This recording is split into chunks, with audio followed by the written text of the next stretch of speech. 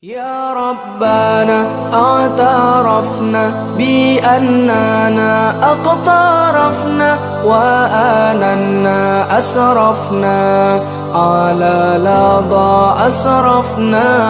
يا ربنا اعترفنا بأننا أقترفنا وآننا أسرفنا على لظى أسرفنا. فتب علينا توبة تغسل لكل حوبة واستر لنا العورات وآمن. Assalamualaikum warahmatullahi wabarakatuh. Yang terhormat dosen penguji ujian kinerja PPG dalam jabatan Angkatan 1 tahun 2022. Perkenalkan, nama saya Muhammad Sidik Gurning, guru bidang studi pendidikan Pancasila di MTS Ibadur Rahman, Kelurahan Payamabar, Kecamatan Setabat, Kabupaten Langkat, Provinsi Sumatera Utara. Sekaligus sebagai mahasiswa PPG Daljab 2022 di Universitas Muhammadiyah Malang. Pada kesempatan kali ini, saya akan melaksanakan kegiatan praktek pembelajaran untuk memenuhi ujian kinerja PPG Daljab dengan mengambil topik Kedaulatan Negara Kesatuan Republik Indonesia, bab 3 kelas 9. Untuk lebih jelasnya, video praktek pembelajaran yang akan dilaksanakan hari ini, Rabu 5 Oktober 2022. Dalam hal ini saya menggunakan model pembelajaran problem based learning atau dikenal istilah PBL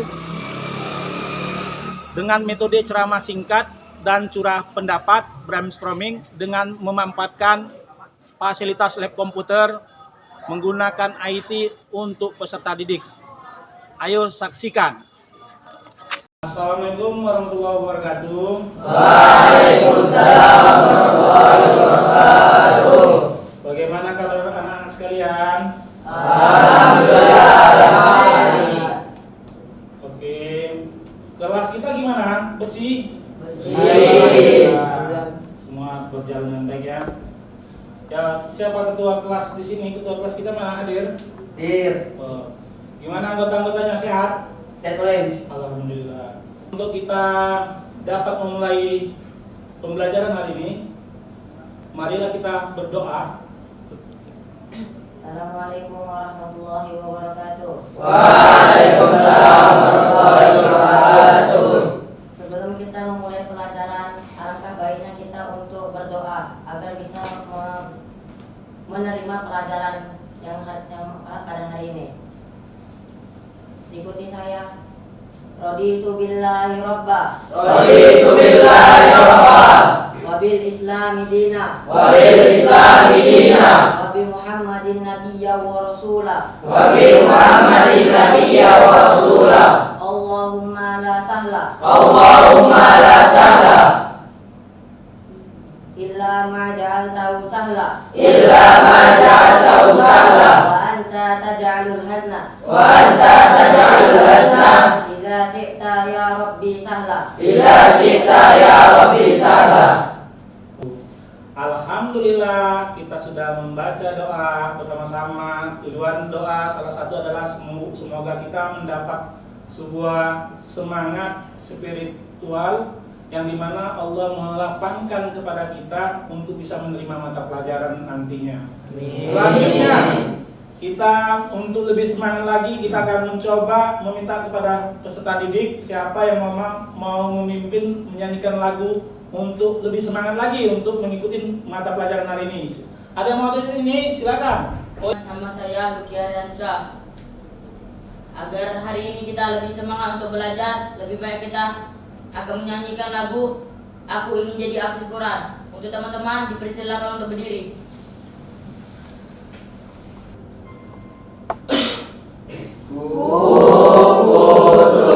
Kuputuskan satu impian, aku ingin jadi hafiz Quran.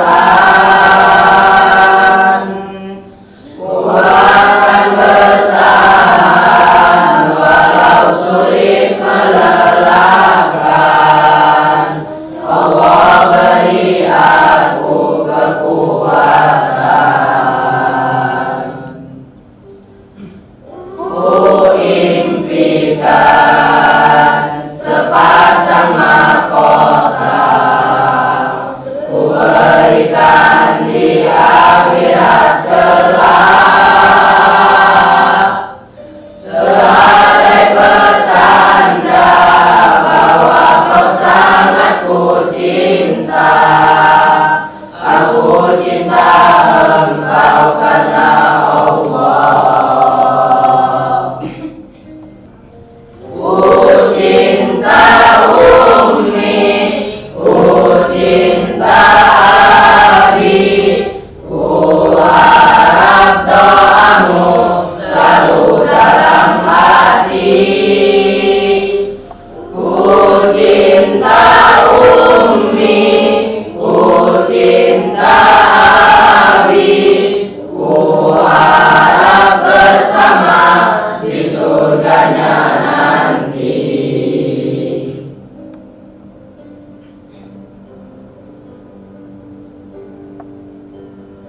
Ku impikan sepasang mahkota, ku berikan di akhirat kelak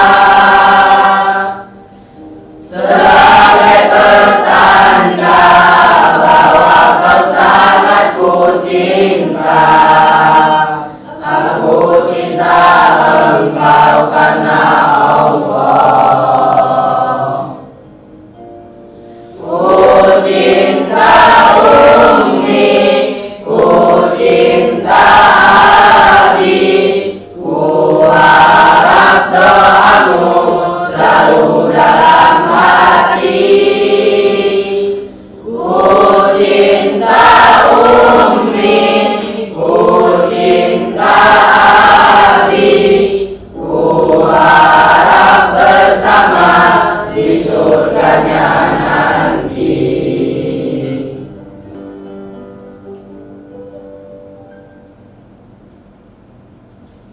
Ku cinta Ummi, ku cinta Abi, ku harap doamu selalu dalam hati.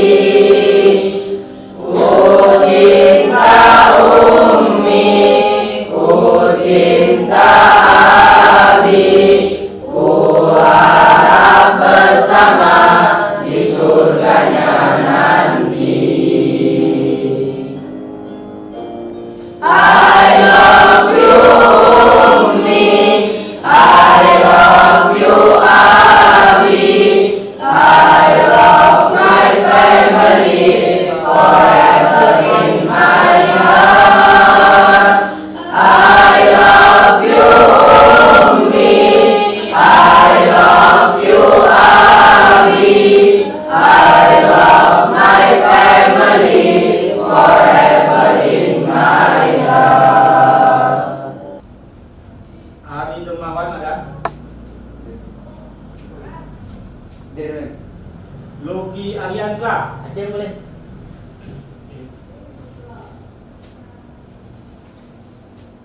Muhammad Ibnu Al-Kabir. Hadir boleh.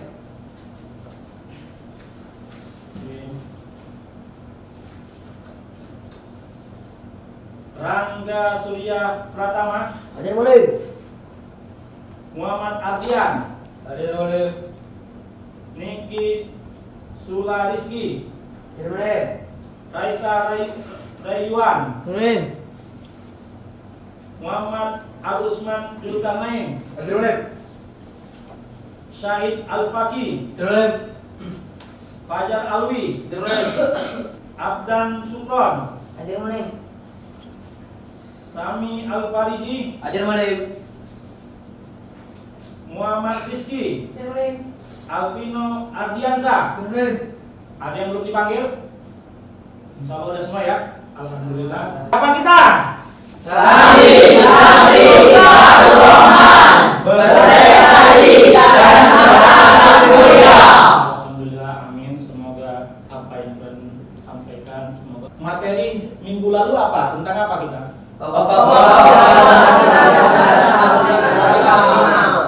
Oke, alhamdulillah masih ingat ya. Sekarang kita mengarah pada kedaulatan negara kesatuan Republik Indonesia. Tergesernya bahasa Indonesia oleh bahasa asing membuktikan bahwa kedaulatan bahasa kita perlu ditegakkan. Apakah yang dimaksud dengan kedaulatan? Nah, harus mengetahui arah kemana sebenarnya materi kedaulatan ini. Tujuan pembelajaran yang pertama, setelah mempelajari materi tentang bentuk-bentuk negara dan kedaulatan negara menurut Undang-Undang Negara Republik Indonesia tahun 1945, peserta didik dapat menguraikan berbagai macam teori kedaulatan disertai tokoh dan negara yang menganut teori tersebut dengan tepat. Yang kedua, setelah membaca penggalan lirik lagu pada rubrik penguatan karakter, peserta didik mampu menunjukkan sikap tanggung jawab dengan baik. Tetapi kita lebih condong kepada nomor 1 nantinya yang hari ini, pertemuan hari ini. Bentuk dan kedaulatan negara menurut Undang-Undang Negara Republik Indonesia tahun 1945. Kedaulatan. B. Bentuk negara dan kedaulatan sesuai dengan Undang-Undang Negara Republik Indonesia tahun 1945. C. Pelaksanaan kedaulatan rakyat menurut Undang-Undang NRI tahun 1945. A. Ini mengenai kedaulatan. Apa itu yang dimaksud dengan kedaulatan? Kedaulatan adalah kekuasaan tertinggi pada suatu negara yang berlaku terhadap seluruh wilayah dalam negara tersebut. Kalau di Indonesia dari Sabang sampai Merauke. Teori kedaulatan.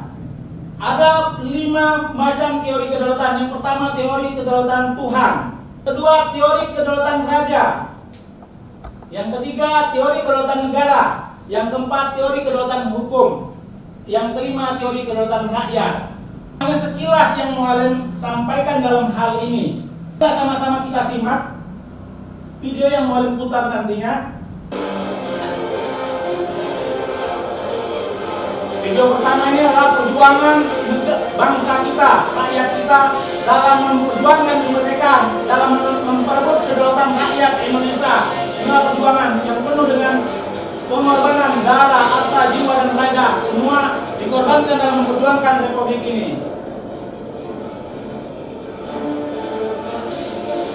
Untuk ketangguhan suatu negara, maka harus punya namanya sebuah kekuatan, di mana kekuatan itu tidak terlepas dari namanya tentara negara Republik Indonesia, yaitu TNI. Karena melalui TNI lah untuk memperkuat kedaulatan negara. Karena tanpa TNI kita akan terkacau, bahkan bisa hancur negara akibat tidak ada kekuatan yang kita miliki. Termasuk persenjataan yang harus kita siapkan, kita lengkapi. Untuk apa? Mempertahankan kedaulatan negara Republik Indonesia.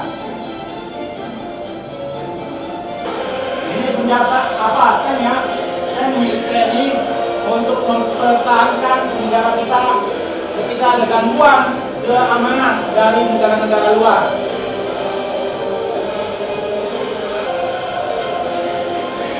Pelatihan terus dilakukan oleh TNI kita, tentara-tentara kita dalam rangka untuk mempertahankan NKRI dan menguatkan kedaulatan Republik Indonesia. Dan ini terus berlanjut.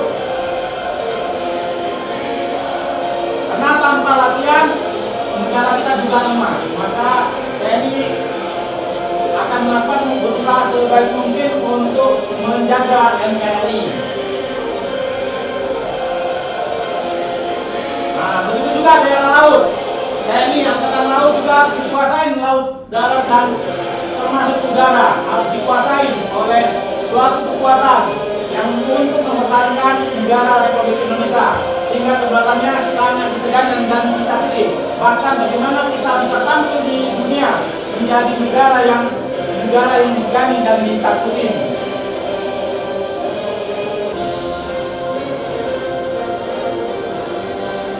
Ini angkatan udara kita, latihan angkatan udara dalam rangka untuk mempertahankan negara dan kedaulatan bangsa kita. Tadi angkatan darat, angkatan laut, angkatan udara, dan ini harus dimiliki oleh suatu negara untuk mempertahankan kedaulatan suatu bangsa atau suatu negara di mana negara itu berada, termasuk Indonesia. Ini suara-suara Indonesia, di mana di sini berbeda-beda suku, beraneka ragam, dan ini menyampaikan aspirasi. Kemudian ini bagaimana kedaulatan di tangan siapa? Tetap kedaulatan di tangan siapa? Ini apanya? Perjuangan sebuah letnan dalam mempertahankan kedaulatan Republik Indonesia. Sehubungan dengan amandemen Undang-Undang 1945 dan implikasinya terhadap penerapan kedaulatan rakyat di Indonesia. Kita tahu di dalam Undang-Undang Dasar 1945 yang asli itu dikatakan bahwa kedaulatan di tangan rakyat dan dilaksanakan sepenuhnya oleh MPR. Selanjutnya, dalam amandemen Undang-Undang Dasar Negara Republik Indonesia tahun 1945 dikatakan sama bahwa kedaulatan ada di tangan rakyat, tetapi dilaksanakan menurut undang-undang.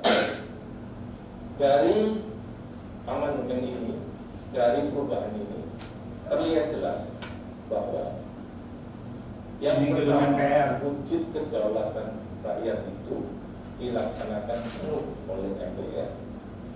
Artinya bahwa demokrasi yang kita pilih ketika itu adalah demokrasi perwakilan yang diwujudkan di dalam Majelis Permusyawaratan Rakyat. Tetapi ketika itu diamandemen, maka kedaulatan rakyat pelaksanaannya diatur oleh undang-undang.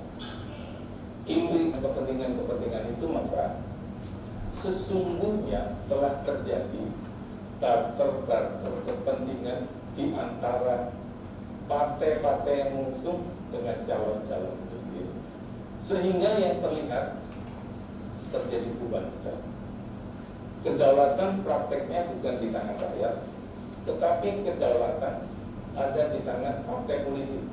Lebih parah yang terjadi adalah kedaulatan ada di tangan ketua umum partai. Yang video ketiga ini kita lihat juga. Ini Jayapura ini adalah wilayah negara Indonesia. Tetapi kenapa masyarakatnya mengibarkan bendera yang asli, notabene bukan bendera Indonesia, bahkan apa yang dilakukan, di mana kedaulatan bangsa kita tidak tahu. Tinggal kita pertanyakan, semoga kekuatan, kesabaran bangsa ini untuk menghadapi semua tantangan, rintangan dan hambatan dapat terselesaikan dengan baik nantinya. Mengalami minta tanggapan dari peserta didik terhadap video yang kita putar tadi, terhadap memberikan tanggapan. Ya silakan. Indonesia memimpin dengan pemilu, tapi kenapa di setiap pemilu harus ada penyogokan, Moy? Atau apakah pemilu ini pemaksaan atau dari pribadi? Oke, soal pemikiran yang luar biasa. Pemilu ini kenapa disisipi dengan namanya ada uang-uang yang beredar di tengah masyarakat, bahkan sampai nanti pas lagi di hari H namanya serangan fajar seperti itu. Ya inilah kondisi negara kita. Ya silakan nanggapi, nggak apa-apa. Semua harus nanggapi, nggak apa-apa. Ini ada. Ya silakan. Kalau rakyat Indonesia itu mengibarkan bendera Israel, sedangkan itu dibenci oleh rakyat Indonesia. Kenapa sudah tahu negara kita negara Republik Indonesia yang notabene melihat orang namanya negara Yahudi yang dimana penjajahan kita mayoritas yang kita lihat ya, mayoritas bangsa kita itu Islam. Dan itu semua punya rakyat dan uangnya itu dari rakyat. Meminta kepada semua peserta ini mengidentifikasi baik itu dari mengamati persoalan yang ada, masalah apa aja yang harus kita sampaikan. Kemudian ya silakan berdiri. Bicara apa yang mau disampaikan, masalah apa yang mau disampaikan, tolong supaya jangan cepat-cepat, pelan-pelan aja. Ya silakan. Bagaimana menganalisis perjuangan rakyat Indonesia dalam mempertahankan kedaulatan? Bagaimana menganalisis apa? Perjuangan rakyat Indonesia dalam mempertahankan kedaulatan. Oke, ya silakan. Bagaimana mengevaluasi konsep mempertahankan kedaulatan Indonesia? Bagaimana mengevaluasi konsep kedaulatan mempertahankan Indonesia. Itu yang ketiga ya, ketiga atau dua? Kedua. Ada lagi? Ini dua. Oke, silakan.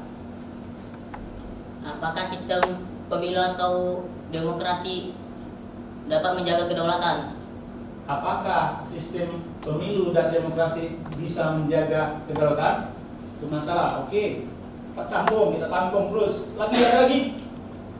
Silakan. Teori-teori kedaulatan apa yang pantas negara kita? Teori-teori kedaulatan apa yang pantas untuk negara kita? Nah, dan bagaimana aktualisasi atau faktualnya yang terjadi di negeri kita? Oke. Bagaimana sikap bangsa kita terhadap pengibaran bendera yang bukan bendera bangsa kita?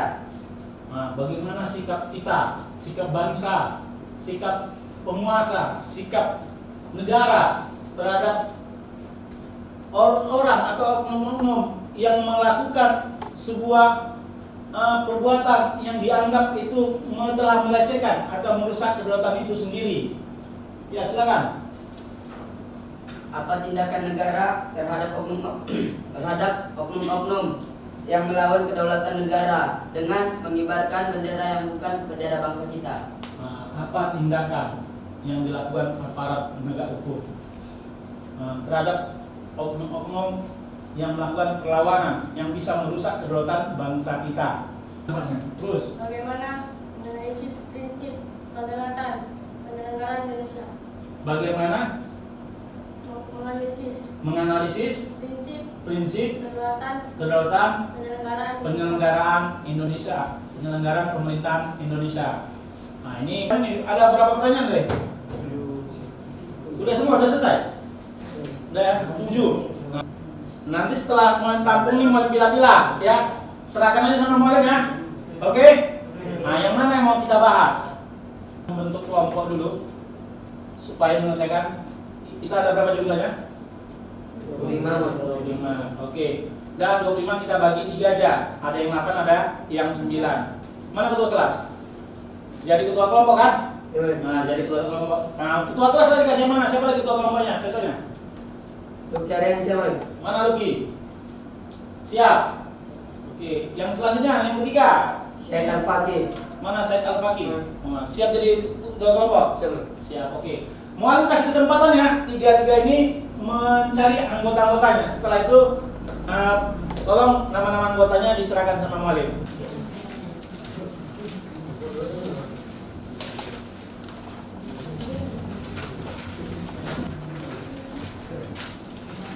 Dari identifikasi yang tadi yang kita kumpulkan dari 7 masalah tadi, muallim beranggapan karena kita ingin juga supaya lebih cepat, kita akan mengambil 3 permasalahan yang mau kita tampilkan nantinya.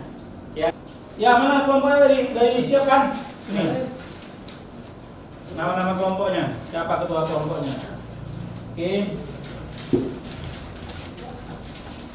Oke, kelompok 1 itu Luki. Kelompok 2 itu Syahid Al-Faqih. Yang ketiga, kelompok 3 ada Ibnu Al-Kabir. Dalam hal menyelesaikan pekerjaan ini, muallim akan mengasih ada 2 LKPD yang akan muallim bagi. Yang pertama LKPD kelompok, itu nanti diselesaikan, kemudian dipresentasikan di depan ruangan ini untuk sejauh mana kemampuan kita, nalar kita, sehingga kita menjadi santri yang bernalar tinggi. Ini LKPD pribadi nanti kalau untuk kelompok, nanti ketua kelompoknya muallim serahkan, ya. Nah,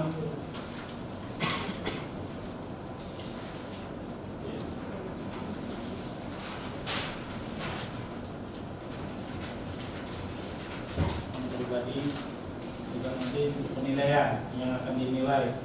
Jadi muallim akan nilai penilaian itu bukan saja penilaian itu dari kemampuan pengetahuan, tetapi muallim akan menilai keaktifan peserta didik, kemudian adab dan akhlak, ya, kemudian hubungan sosial, maksudnya hubungan sesama teman, kemudian nanti masalah diskusi juga muallim akan nilai,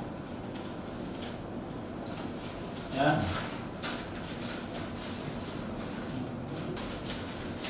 Oke.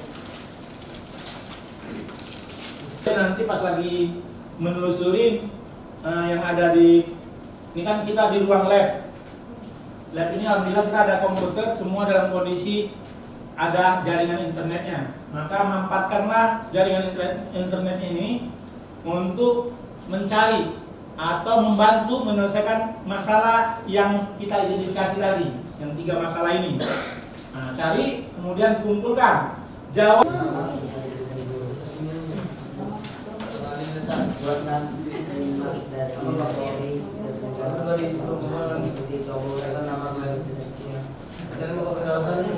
Bagaimana membandingkan dan dari kedaulatan. Sama-sama kedaulatan dan jelaskan.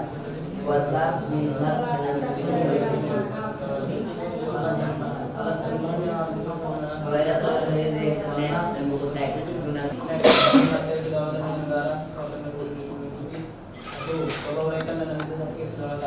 Ini inti.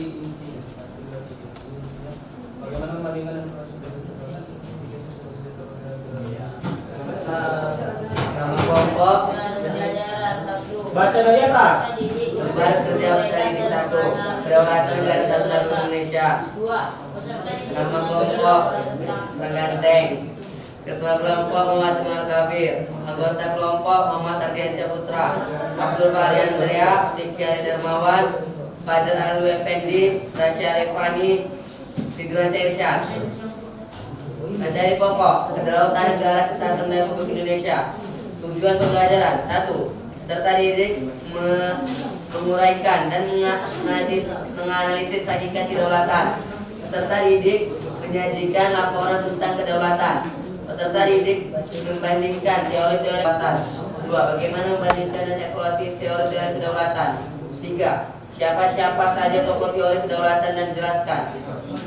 Buatlah min-maps dengan ketentuan sebagai berikut. 1. Mulailah telusuri internet dan buku teks.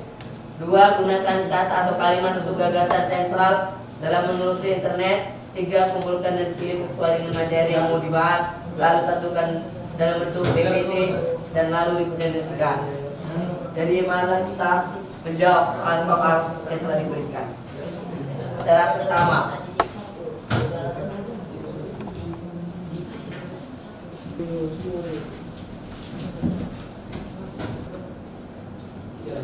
Ya, ingat ketua kelompok aktif memperhatikan anggotanya. Cari bagaimana membandingkan dan evaluasi teori kedaulatan. Membandingkan dan evaluasi teori-teori kedaulatan. Ya, di Google. teori kedaulatan yang jelaskan. Sudah sampai mana yang kami tarik ke atas materi yang kali dicari. Teori Pengertian teori kedaulatan dan misteri kedaulatan. Oke, bisa ditulis dan nanti kan kita simpulkan bagaimana. Nah, gitu, ketua kelompok harus membantu anggota-anggotanya.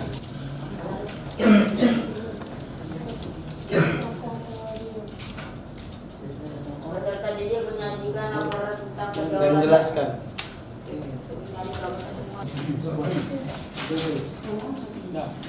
Peserta didik Nah, catat apa yang dibilang ketua kelompok itu. membandingkan.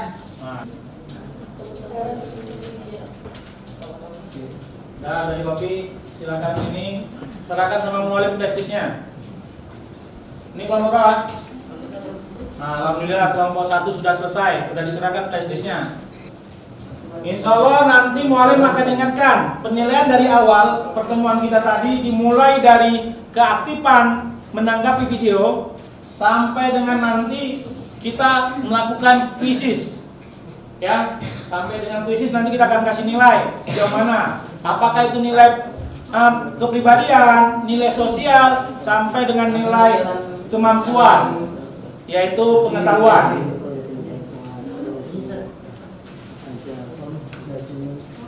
Testisnya.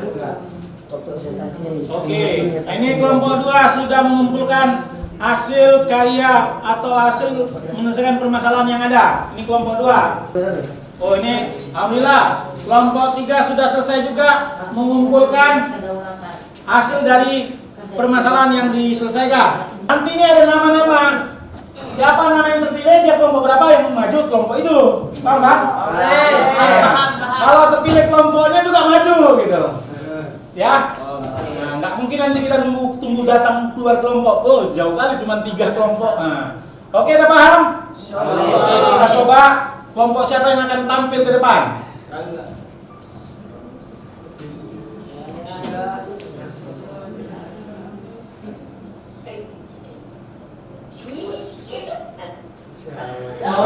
Kelompok 1. Silakan maju. Assalamualaikum warahmatullahi wabarakatuh. Waalaikumsalam warahmatullahi wabarakatuh. Majunya kami di depan kalian hanya untuk mempresentasikan kedaulatan negara kesatuan Republik Indonesia. A. Hakikat dan teori kedaulatan. Bodin mengatakan bahwa kedaulatan adalah kekuasaan tertinggi untuk menentukan hukum dalam satu negara. Kita mempunyai sejumlah sifat pokok, yaitu asli, permanen, tunggal, dan tidak terbatas.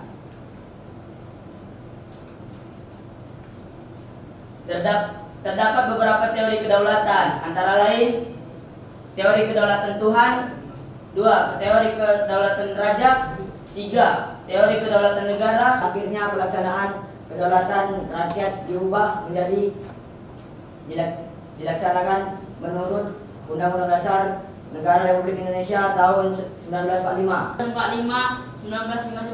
Selama MPR dan DPR belum dibentuk, wewenang kedua lembaga tersebut akan dijalankan oleh Presiden dengan nasihat dari Komite Nasional Indonesia Pusat KNIP.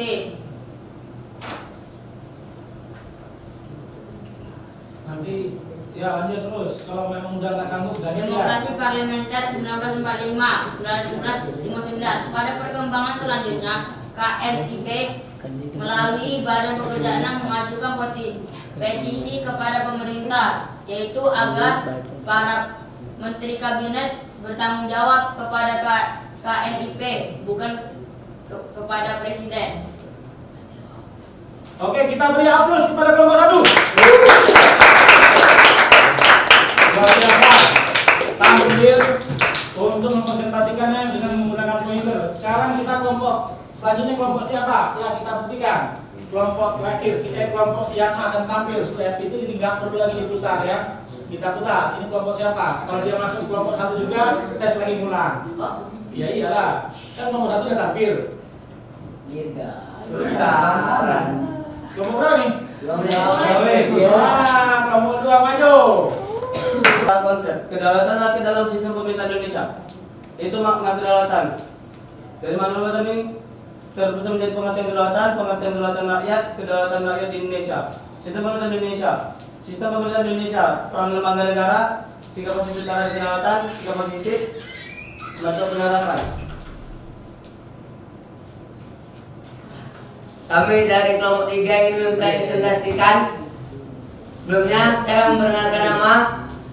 Saya sebagai ketua kelompok yang bernama Muhammad Iqbal Kabir dan dianggotai oleh Pak Jalal Effendi.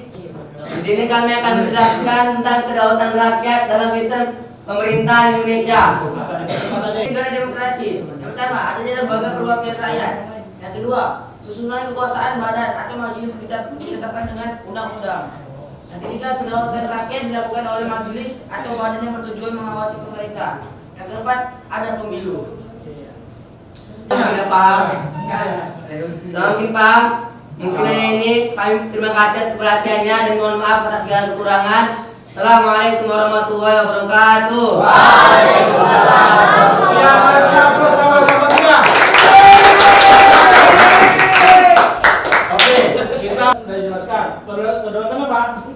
Pemimpinan. Daulah, kekuasaan. Coba. Nah, sampaikan aja. Tentang apa tadi? Tentang kedaulatan. Nah, silakan. Kedaulatan adalah kepemimpinan yang dimiliki oleh suatu negara. Yang mana jika kedaulatan ini tidak ada, maka tidak terbentuklah suatu negara tersebut. Oke, sepakat? Sepakat. Kita mencoba kuis ya. tapi mungkin sistem kita agak ada gangguan. Kuisis hari ini kita membuat persamaan apa aja tanggapan. Mualim akan bagikan self assessment, yaitu bagaimana guru mengajarkan, pandangan kalian baik atau kurang, dapat pasti. Ini Mualim bagi-bagi ya asesmennya, ya. Nanti silakan kerjakan. Ya, nama tulis singkat aja. Nah, kerjakan, tinggal cek saja. Alhamdulillah kita sudah memasukin materi inti. Sekarang memasukin materi. Mualim mengucapkan terima kasih kepada peserta didik yang mana berusaha semaksimal mungkin mengerjakan masalah-masalah yang kita identifikasi bersama-sama, kemudian tampil.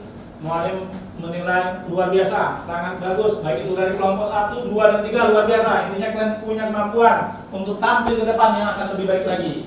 Mas, kita aplaus untuk semua kelompok. Dan minggu depan kita lanjutkan, tetap menyambung dari pelajaran kedaulatan, tapi ada bagian-bagiannya. Nah, sebenarnya sudah kita bahas juga sebenarnya, cuman belum ada pembahasan, nanti kita samakan. Oke.